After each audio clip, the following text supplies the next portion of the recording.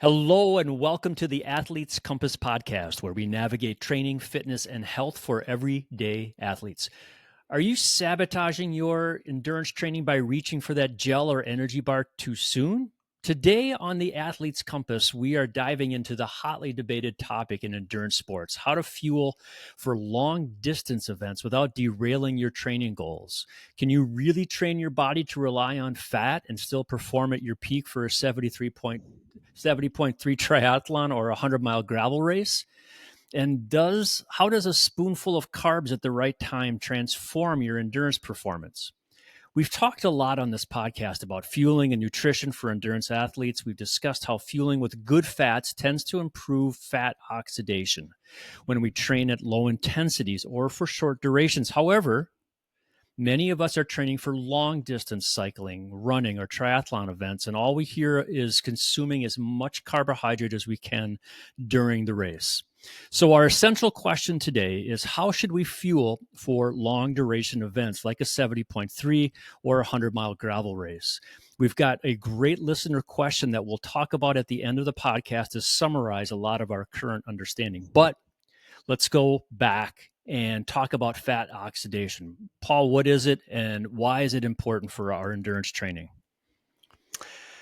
Well, we've talked a lot on this podcast about the importance of fat oxidation. We've talked a lot about base training. Ultimately, your fat burning ability forms the base or the foundation of your ability to move in life. And unfortunately, I guess with modern society, we the food that is a little more mainstream, it tends to be more carbohydrate process base. It just kind of becomes the norm, that becomes the standard, becomes what's acceptable. And long story short, we learn that kind of sabotages somewhat that base fat burning. So that's what it is, and that's why it's important. So how does eating good fats, consuming good fats, help the process of fat oxidation? What's that direct connection? Well, I guess the connection mainly is, Paul, is that it takes the place of some of those carbohydrates. And usually when we look at carbohydrates, we're talking about, they all become glucose at the end of the day. And, we can have a whole surge of glucose, or we can have a stable glucose. We do want to have a normal glucose. We're going to talk a little bit about a study today where they really just found that they maintain this level of glucose. So when we have more fat in our diet, it replaces the need for carbohydrates. So you get a more stable baseline kind of level in your overall daily fueling or amount of calories as your energy. And of course, when we have too much glucose all of a sudden, and usually in the form of sugar where it's problematic, we get a big surge of insulin. It's purposeful, right? Like the reason why you get a big surge of insulin is to store that glucose, because we shouldn't actually have these big surges of glucose. The purpose of this big insulin release, of course, insulin comes out from the pancreas, and it's there to regulate, is to, keep that level normal, homeostatic. And if you have too high of a level, it's bad on all the various different cells.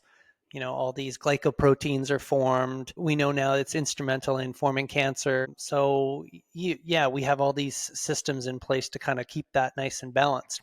So again, the importance of having good fat in the diet is to be less reliant on these big surges of glucose. But the ability to burn fat, use fat as a baseline, as a fuel, is so helpful in your overall energy feeling of having energy during the day. But we really need to get to eventually the study here, because there's a lot of beliefs and whatnot that we need to try to kind of shatter, right? And some of them are around, the muscle glycogen as the key factor for what we have to kind of protect, or the liver glycogen as the key factor that we have to protect, and that carbohydrate is so vital to our performance. Because what we're going to talk about today is a study that really challenges that. And maybe things were interpreted incorrectly in the past. This is the fun thing about science, is that it's always changing. And we, at Athletica, we pride ourselves on being a science-based platform. So if the science changes, then our messaging needs to change as well. So we're going to look at, let's get to that today. So the study that you've referred to, just came out very recently. It suggests that we can be fat adapted and still be ready for long races. Can you talk about that study and what we should do for races, that last more than a couple of hours? So talk in general about the study, and then let's get into the what it means for us. Sure. So Philip Prins and many colleagues, I mean, there's got to be almost 20 authors on the study, came out in a huge journal, which is called American Journal of Physiology, Cell. And it was titled Carb Ingestion Eliminates Hypoglycemia and Improves Endurance Exercise Performance in Triathletes Adapted to Very Low and Very High Carbohydrate Isocaloric Diets. So what did we just say there? Carb ingestion eliminates hypoglycemia. What is hypoglycemia? Hypoglycemia is low blood sugar.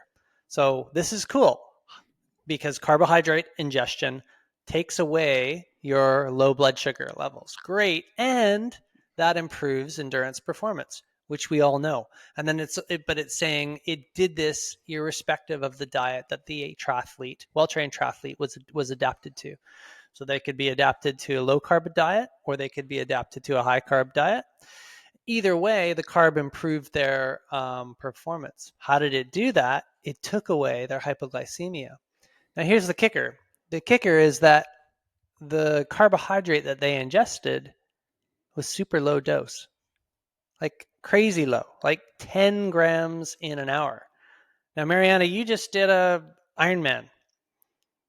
What was your ingestion rate on your world championship Ironman race that you did in Nice, France? I think it was, I can't exactly remember, but it was low. I'd say between 30 and 50 grams. Yeah, but it was a lot higher than 10 though, wasn't it? This is super low. This is super low. It's like, and when they break it up to 20 minutes intervals like they did, every 20 minutes they did 3.4 grams of carbs. I had to go in and okay, look up, what do you eat that gives you 3.4 grams? It's like one rice cake or a baby potato, which I love because I love salted baby potatoes on the long ride. And that's it. So 3 little baby potatoes an hour. Nice. Nice. So, but I remember the Ironman Texas, I think I was way low. I was 20 grams per hour. But I think that was quite low. Well, that is cool. So you are talking like super low even yourself. But this is even lower than what you used in your Ironmans, which is amazing, right? Yeah. So, but ultimately, what it did, and it really didn't matter what diet they were adapted to. So there's a couple things that this study did. First thing that they proved in this study, they did these interesting time to exhaustion tests. And when they did these tests to exhaustion, there was no difference whether you adapted to a high carbohydrate diet or a low carbohydrate diet, which kind of takes away the whole thinking around, your muscle glycogen or your liver glycogen being the key factor for, for allowing you to perform this exercise to exhaustion. Of course, we know that that glycogen can get in there in different ways via gluconeogenesis, but regardless, it didn't matter what diet. These were over 42 days. They adapted to either diet, low carb, ketogenic, or high carb. Same time to exhaustion test in either. This is the same subjects, and just different diets. No difference to exhaustion on a sort of a first test. But then what they also showed is that it didn't matter again which diet you were adapted to, but that just taking away that hypoglycemia, that low blood sugar on either diet, caused you to enhance your time to exhaustion. So that was kind of cool. And so it does suggest that carbohydrates are important if performance is important. So we're all in agreement there, but maybe not necessarily these 120 gram per hour amounts. Maybe that's important, but we it's not obligatory, at least not that you can, not in this. Even a small amount was still of benefit. So now I had, Magnus Ditlev, the world record holder, on my podcast the other day, and he and Peter were they were talking about 140 grams an hour that they were doing. So is it obligatory? Do they need to push that? We don't know, but that is what they do. Maybe that is important. So again, science is still sort of out in that. Maybe at the very highest level, maybe you do need to be adapted to that. That's what they're doing, and they are setting records. So that is interesting. But yeah, I don't know. Maybe it's not the healthiest thing to do? We don't know. But to me, what I took away from it, and maybe referencing to Magnus, he's training 30 hours a week. He's already fat adapted. Just amount of training that he does, he needs to maximize that. And then he's trained his gut to tolerate high carb intake. And I think part of this whole are you low carb, high fat comes down to, a little bit of age, but also your own health and your gut issues. Can you tolerate the gut, the carbohydrate amounts of up to 100 grams an hour? I can't. And I know many others that struggle. You go to any Ironman event and you'll see, people struggling on the run. So what can you do? And one of the most absorbed things that crazy things that I heard last week was somebody making a super concentrated 600-700 grams of carbs in one bottle that he sips every 10 minutes. It can't be healthy. Think about the insulin response. How do you run afterwards if you take in that much carb? So what I took from the study, if you're carb adapted and you can handle carbs, yes, you probably will do better with some carb intake. Maybe it doesn't have to be 100 grams or 140 grams. Maybe it's just a little bit, like the study shows, just to keep your blood sugar level stable. If you're used to doing pasta parties, go ahead, but we could talk about what those, the traditional way of thinking is that we have to eat lots of carbs on the days before endurance event to maximize our liver and muscle glycogen levels, right? But this now shows that that's not necessary, right? Yeah, well, that's what at least in the context of this study, for sure.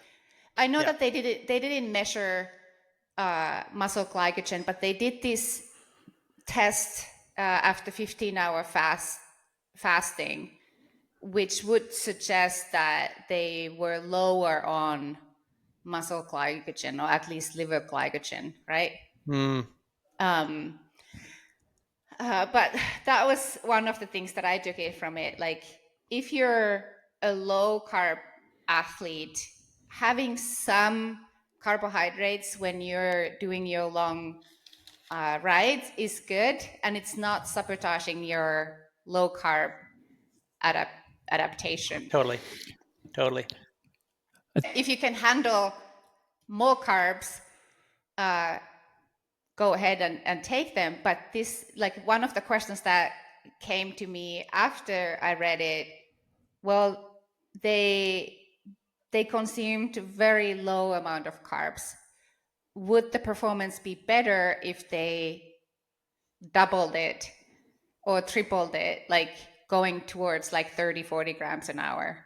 What would happen to the performance? They did a time trial to exhaustion. What about 10K run or Yeah.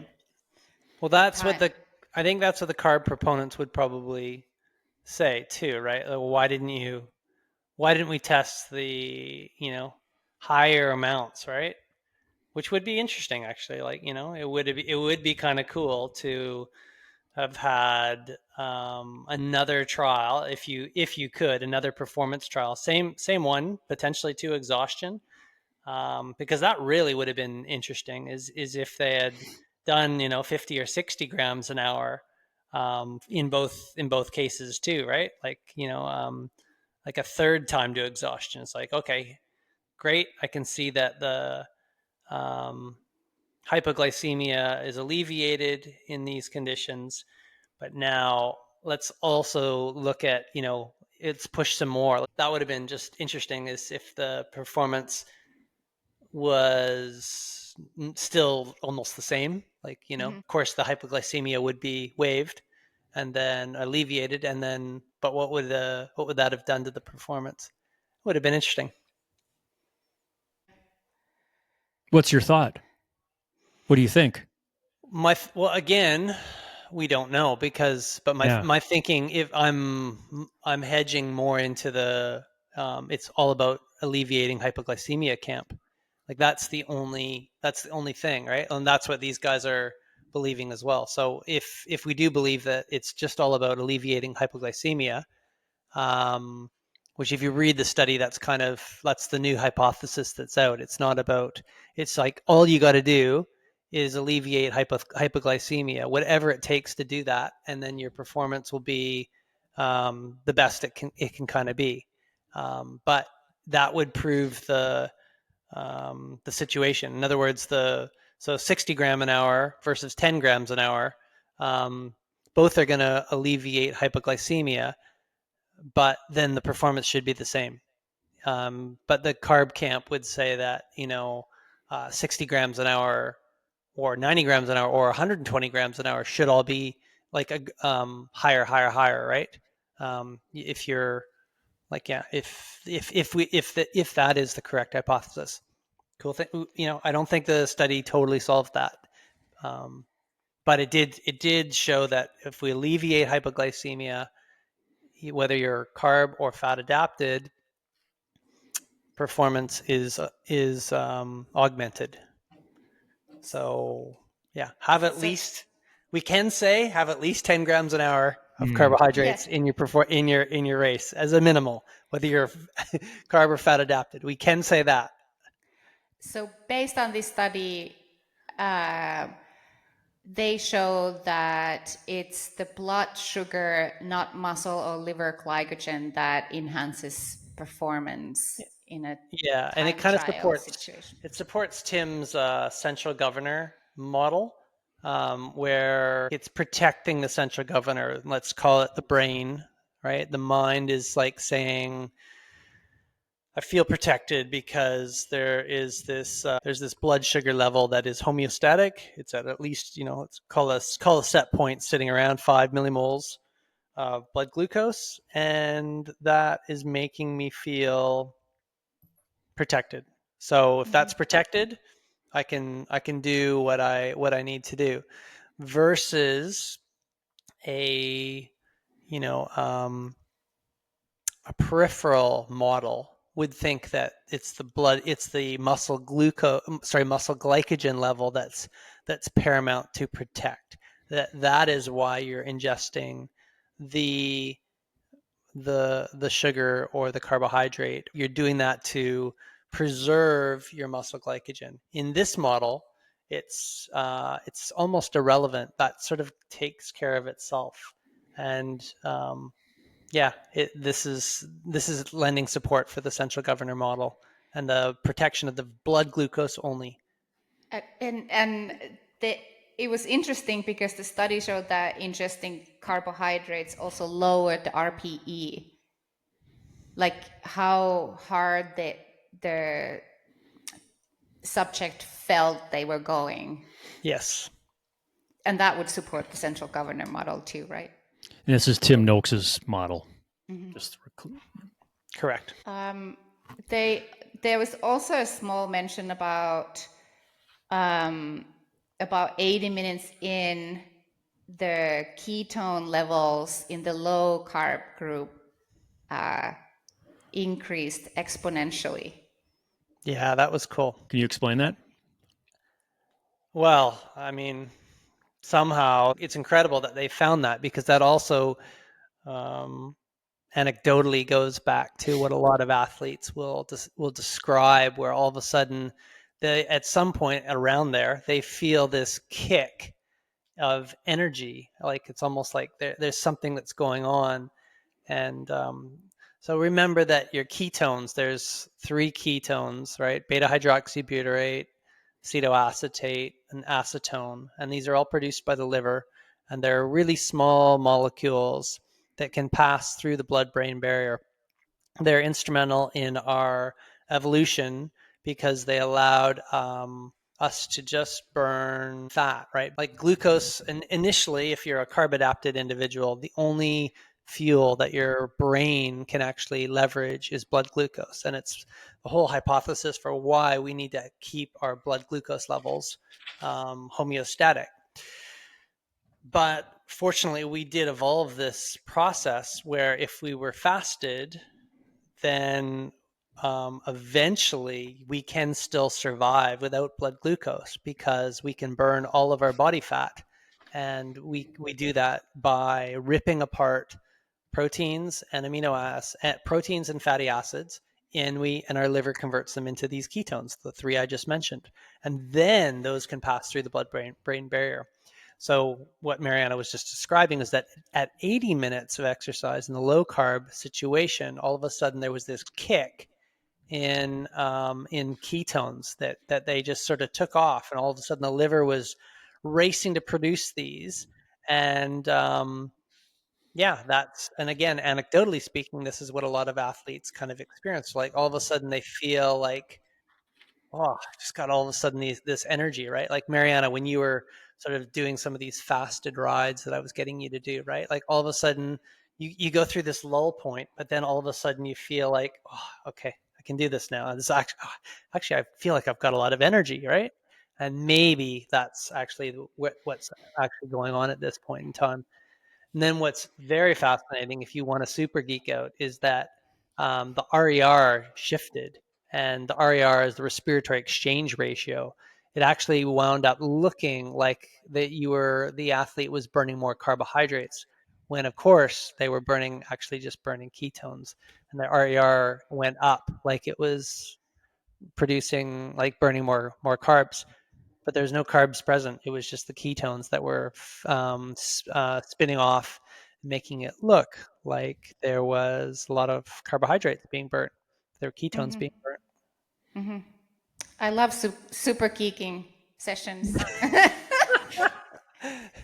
Sorry, everyday athletes, but we're geeking. We can't help it. So one of the things that, like when I was going through this, and I would say like they did a 42-day adaptation phase. Yeah, for me, I would say it was a longer period. And there was some less successful training sessions. But what I always was worried about was, if I take carbohydrates during my longer session, would that ruin my fat oxidation? Right? But this study showed that the fat oxidation was the same for the group that were low carb fat adapted when they took that 10 grams. Yep. They like the substrate utilization didn't change. It was the fat oxidation stayed the same, which was kind of like, oh, thank God for me. Yeah.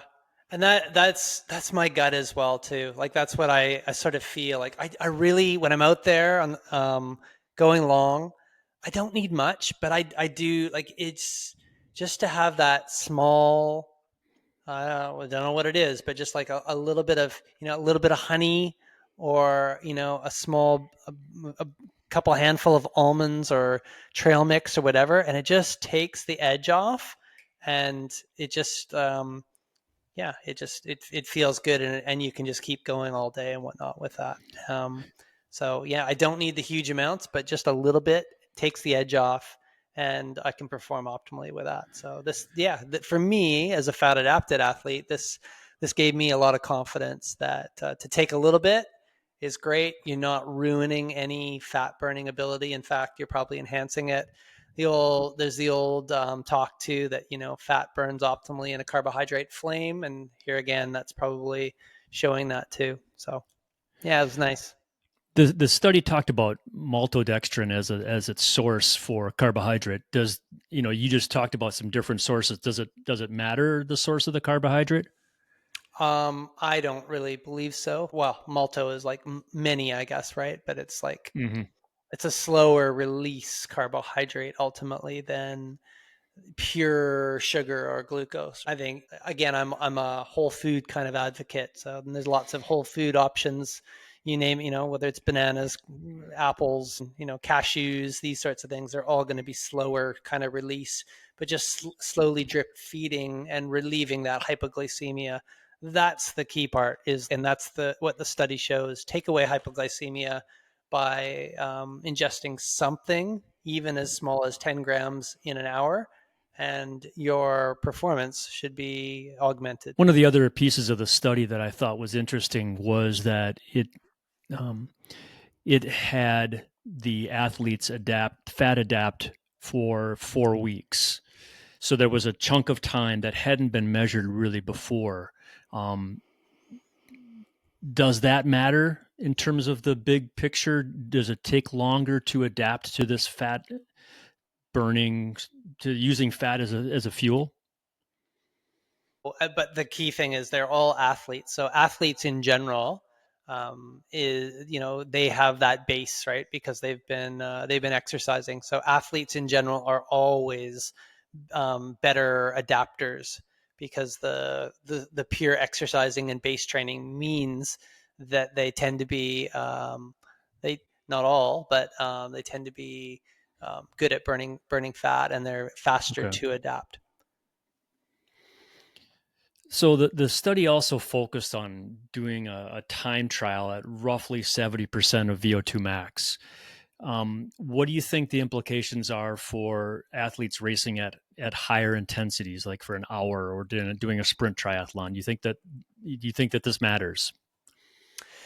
Yeah, it's a great point. Again, and that's a probably a pretty important question I should ask Philip, because that's we could argue that, well, maybe those studies are with the higher exercise intensity, it's going to burn carbohydrate, muscle glycogen at higher rates, faster rates, and maybe that will change things. But I think I would guess that Philip and his team would argue that it's really all about the hypoglycemia and protection of that. So if the glycemia is maintained, even at the higher rates of muscle glycogen burn, again, we should find a similar sort of finding. So if we did this at above threshold at say 80-85%, then it should still be should be similar across the diets and the carbohydrate supplementation rates, if the hypoglycemia is alleviated. If it's not, then as soon as your individual glycemia is affected, then according to their model, your performance should be affected. So this is one, I think really there's a few old studies that this paper references, but we're going to need to see more and more studies to continue to prove this model in the future. One study doesn't prove it all, but it's certainly one we need to take note of. And it's certainly a fascinating one. And as we all look to optimize our performance, and especially many of us that are more and more into that low carb camp, this is one that is very promising for us. And I know it's certainly one that I'm going to take note of, because yeah, when I'm thinking about leaving, augmenting my own performance out there, it gives me a lot of confidence, because it's like, all right, I just need to make sure that I'm not hypoglycemic, and whatever, and I can remember the big advantage of this is that I can take load off my GI tract and not have to feel bloated at all when I'm out there necessarily. I can run free. I can ride free, and that goes a long way for me, because I don't like feeling bloated and heavy in my gut. That does not appeal to me at all. I've been there in the old days, and I don't like it at all. And I know I go a lot faster when I don't. That's when I set my personal best. That's when I did my sub 10s, Ironman, et cetera, et cetera, et cetera. Right. That's how I can go free. And that's, yeah, I'm pretty passionate about that, because I know how good that it feels to perform in that zone like that. So this method allows me to get into my zone. Yeah, it's not fun to be in the bush when you want to be running. Especially on certain courses where there aren't too many. Well said, Marjaana. Yeah. It's a lot of courses where there's not a lot of privacy. Yeah. You know? Yes, we do know. This study also mentions the old Scandinavian studies. I don't remember. I need to go back and read those. But when I was a young talent skier, we always used to talk about this concoction that you could drink at the end of a long race. Like when you're a young skier, 30Ks is a long race. So we were talking about, like, after 20Ks of ski racing, you should do a coffee and Coke combination, like a single dose of coffee for central nervous stimulation, and then Coke for sugar. So, because I just remembered when I was reading this study, and it's a pretty powerful. I think I used it for my first marathon. I carried it with me. Together or separate? No, together. You mix it. It's not. Again, one of my crazy concoctions with my rocket fuel coffee and coffee and Coke. Yeah, big time. But they were talking about it on this study. At the end of a longer race, you take this, single hit of carbohydrates, and that's what they basically did in this study. Mm-hmm. Yeah, totally. Because your blood sugar level is a lot lower. Yeah. And you want to alleviate that, and then you want the central nervous system stim as well. So yeah, it makes a lot of sense. So it wasn't a myth. It wasn't a Finnish or Scandinavian myth, after all. No. What should everyday athletes be doing then, in terms of, Marjaana brought up the typical pasta feed the night before. What should everyday athletes be doing the night before, in the morning of races, for fueling? The study didn't get into that really. So what's your take? Can I go first?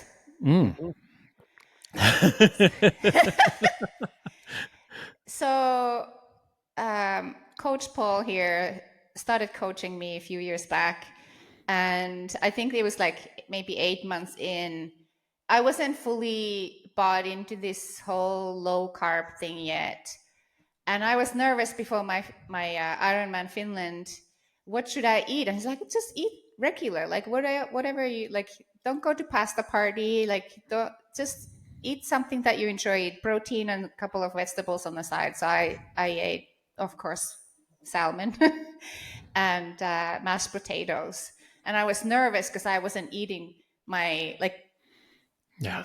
I have to say, the first Ironman Norway, I was eating candy the night before, trying to top up. So, and then in the morning, I just ate a small, normal porridge. After, I don't eat porridge anymore, but that was it. And I was very nervous. Am I going to have enough energy? I didn't do pasta party or rice or whatever. But it worked. No gut issues whatsoever. Perfect. Yep. So for me, for my evening last meal is something that's actually like a dinner, like a like a steak, like a salmon, with a kumara potato, and that'll all kind of sit and bleed into your person, form into muscle glycogen, and then in the morning, again, this is from a low carb context, right? But it's like something like some amino acids that are going to sit in the system, like because you're not going to get those, generally speaking, from the rest of the day. So something like an egg or two. That's probably all I need for the morning. With and then UCAN is my favorite kind of blood glucose stabilizer, because it's got that what is it called, like forget the type of the super starch, basically, that it just kind of slowly keeps your blood glucose level stable. So that's my go-to. It's like drinking flour. Mm. You can. So we have a question from listener Bastry4339. That's going to be a good way. I have so many more questions that I want to ask, and we could make this episode last for hours, but it's a kind of a good way to summarize what we've been talking about today. And here's his question, or their question. I understand that I am jeopardizing my important zone 1 and zone 2 training as soon as I digest sugar during the session. Basically, that's fine for rides up to 2, maybe 3 hours, but that won't work for even longer hours of 3, 4, or 5 hours. In addition, I thought I had to practice my nutrition for long distance triathlon during those long training rides, so I am a little confused. So let's answer that question and kind of start to summarize what we've been talking about today. I totally get this point, and I would say it's kind of dependent on when is your long distance triathlon coming up. Yes, you want to train your race day nutrition, but if you're on base season, I would work on fat adaptation and doing fasted rides, maybe not even every week, and then closer to your race, I would not every weekend, but I would do key sessions with your race day nutrition. That's how I would tackle it. You don't really need, digesting sugar on a couple of hour ride. Mm-hmm. If you're hungry, you eat. Yep. There you go. Perfect. Thanks for exploring the path to peak performance with us today on the Athlete's Compass podcast. When you subscribe, you'll ensure that you're always tuned in for your next journey into endurance, mindset, and performance. And when you share the episode with a friend, teammate, or coach, you'll be helping them discover new ways to level up their training and life. Take a moment now, subscribe, share, and let's keep navigating this endurance adventure together. For more information or to schedule a consultation with Paul, Marjaana, or me, check the links in the show notes. For Marjaana Rakai and Dr. Paul Laursen, I'm Paul Warloski, and this has been the Athlete's Compass podcast. Thank you so much for listening.